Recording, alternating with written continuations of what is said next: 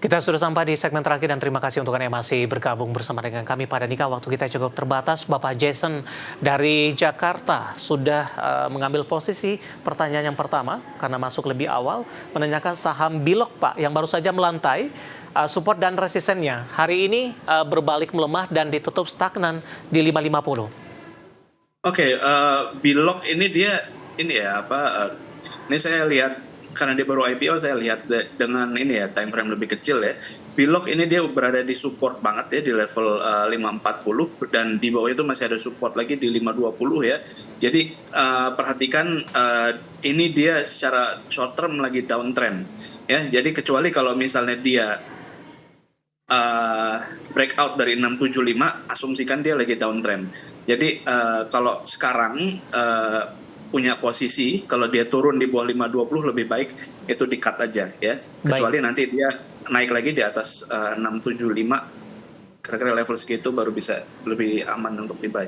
Oke, selanjutnya menanyakan saham TPIA Pak, ada dua orang pada Nika. Yang pertama Bapak Ari dari Jakarta Barat, sudah ambil posisi di 9575, nyangkut.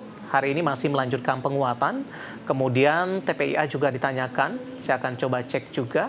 1 atau 2 minggu ke depan Pak sudah ambil posisi di 9299. Ya, yang satu masih nyangkut, lossnya tipis, dan yang satu sudah profit Pak di 92. Analisis dan rekomendasi untuk TPIA.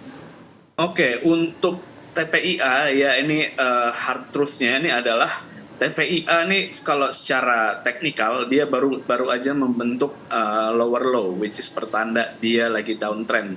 Jadi hati-hati kalau misalnya udah break even, misalnya nih di level 9.600 ya, 9.600 atau 9.800 itu kayaknya paling tinggi. Itu lebih baik di cut dulu aja, dilepas dulu aja. Baru nanti kalau misalnya dia bikin pattern chart yang lain ya, atau dia bikin high lagi baru lebih nyaman untuk pegang TPIA seperti itu. Baik, yang ngambil posisi 92 tadi Pak. Kalau misalnya dia sekarang udah cuan ya. At least dia sampai 9625 lah atau 9800 itu at most ya. Jadi ini kita counter trading, jadi hati-hati kalau misalnya dia ada candle merah yang besar itu lebih baik langsung di-cut aja. Baik, kita ke Bandung, Jawa Barat, ada Ibu Susi. Terima kasih juga sudah berpartisipasi menanyakan saham PYFA, Pak. Ada peluang ke 500 tidak? Penutupan hari ini 450, intraday sempat ke 476. Oke, untuk PYFA ini emang lagi strong uptrend, tapi dia lagi ada rejection besar banget ya di level 480 ya, level 500 sorry. Expect dia mau koreksi dulu.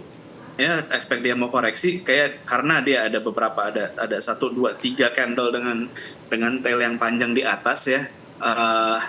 Kalau kita lihat secara Fibonacci sih di level 390 ya, itu ada Fibonacci 0,3. Di situ juga dia pas nutup gap ya. Jadi kalau misalnya mau buy bisa di area situ 390.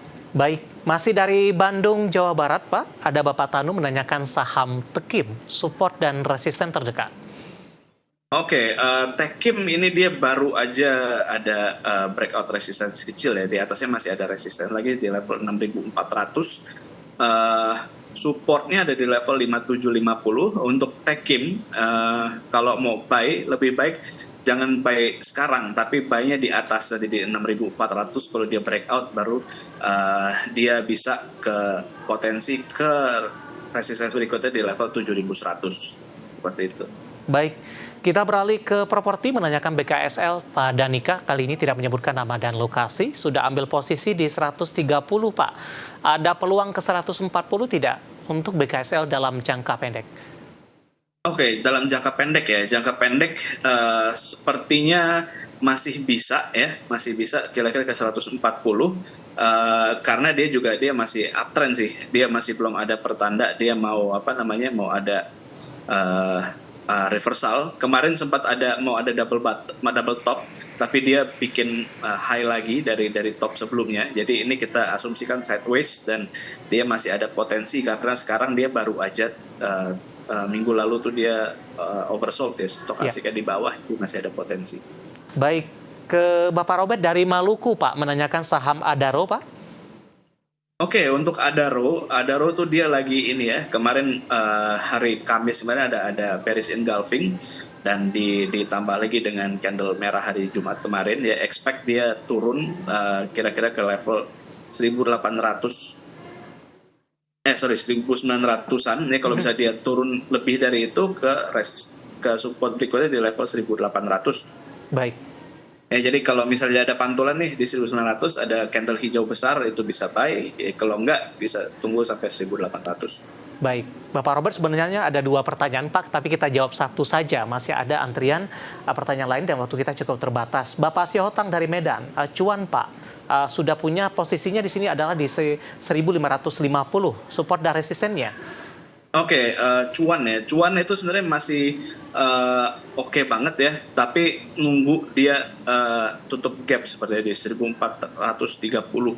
Itu support berikutnya ya. Dan kalau misalnya dia turun di bawah 1430 bisa ke level 1340 ya. Dan ini kok dia lagi strong uptrend ya. Kalau misalnya turun juga dia hanya koreksi sehat aja. Jadi harusnya masih bisa di.